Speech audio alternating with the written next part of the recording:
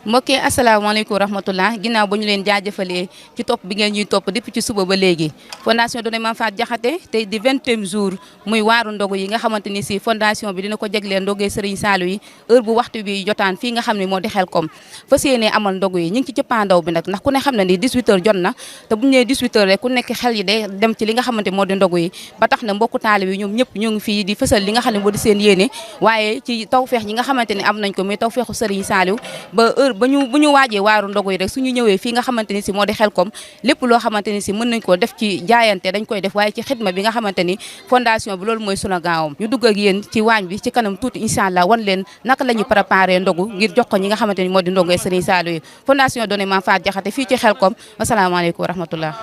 La ilaha illallah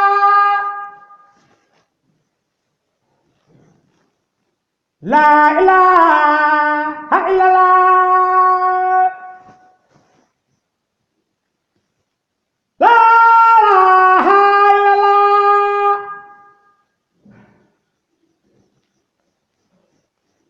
La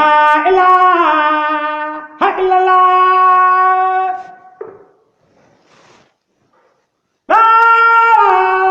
illallah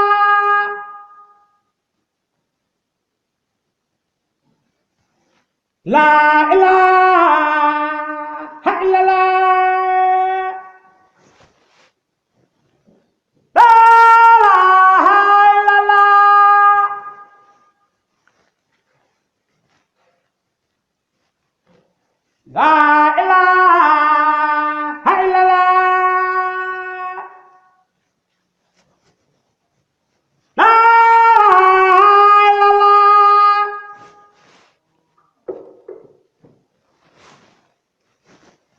La ilaha illallah mbokk yi ginnaaw niñ leen ko waxee woon sànq fii nga xam ne moo ci waañ bi tey ñi nga taxaw ak ki nga xam ne moo di jëwrin Serigne Khadim Mbow muy jëwrinu waañ bi nga xamante ne dénk nañ ko depuis année bi nga commencé ba léegi moom moo yor li nga xamante moo di wàllu waañ bi sëñ Khadim ñoo ngi lay nuyu. waaw soxna Ndeye ñu ngi lay fay. di la ziar bu baax a baax di la ndokkale ci at mu bees bi ñu nekk tey jii di waaru ndogu yi ñu bëggoon xam sëñ Khadim depuis bi ngeen fi wàccee ba léegi liggéey bi naka la demee ak côté financement bi ak naka ngeen def ba taxawal li nga xamante ne si moo di waañ bi fii nii ci Touba Xelkom. asalaamaaleykum wa rahmatullah mbokki fondation Donnez Mame Faty Diakhaté ñu ngi leen di ziare yéen ñëpp di leen jox seen wàccuwaay di leen nuyoo bi gën a sell ci nuyoo yi te di ci jiital Serigne Cheikh Mbacke moom Serigne Saliou di ci teg sunu jëwriñ ji Serigne Souhaïbou Ndoye Ridwane di ko ñaanal mu yàgg yokk wér yàgg noo jiite ci liggéey bi ci barke Maam Cheikh Ibra ñuy ziare bu baax a baax a baax sëñ Mansour Bamba mi nga xam ne moom lañ jàkkaarloon ak soxna Ndeye Doy mi nga xam ni moo nekk ci kaddu gi di nu jotale kaddu yi ñu ngi leen di ziare bu baax te di leen jox seen wàccuwaay te di leen ñaanal jàmm bu baax te di leen ñaanal liggéey bi nga xam ni yéen a ngi ciy yëngatu muy communication saa borom defal leen ci lu kawe seen jort defal leen ci tawfeex ci barke Serigne Saliou Mbacke waaw ñuy santaat yàlla bu baax nag ci li nga xam ne mooy waañu Donnez Mame Faty Diakhaté ñu ciy santaat yàlla bu baax ndax waañu Donnez Mame Faty Diakhaté ku ko dégg ni nga xam ni du waañu ndaw waañu mag la te depuis 2019 ba léegi Donnez Mame Faty Diakhaté di dox ci dabe ndab muy togg ay xéewal di ko yóbbul dongay Serigne Saliou yi ñu xam ne loolu nekk na lu am solo boobu ba léegi yàpp nañ ni waaru ñu jugee dën naan moo dàq bin weesu kon nag boo mu dikkee ba toll ba ci cëppaandaw ji dañ ci santaat yàlla bu baax a baax a baax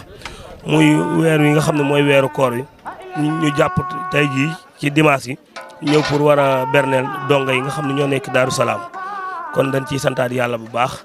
waa di wax ni nag liggéey bi daanaka xat na goo xamante ni waaye daa mel ni xatu ci suñu jëmm yi ndax mën na ni liggéey bi liñ ko jàpp sax motul weer jàpp gi ñu ko jàpp motul weer te am nañ ci lu kawe suñu njort lool ba liggéey bi biñ ko tàmbalee doon nañ ci jokkoo ak mboolem taalibe yi nga xam ne ñoo nekk ci liggéey bi ban am ci lu kawe suñu njort ba yàlla dogal ñu ñëw fii Xelkom tey jii togg xéewal yi ba mu noppi ñu fas yéene koo jébbale ci daara yi kooku dañ ciy santaat yàlla soxna Ndeye. mu mel ni kàddu yi lenn am na solo jëwriñ Khadim ñu bëggoon xam tey ñaata madam mooy yi nga xamante ni togg ngeen ko fas yéene ko jox ñi nga xam ne ñoo di mbokku taalibe yi. waaw mu mel ni nag dañuy sant yàlla rek ndax chaque année daal dañ naan lim bi day yokk rek waaw mu mel ni tey dañoo boole ñaari waañ mu mel ni niñ koy toggee Xelkom la ko ñenn ñi di toggee Poroxaan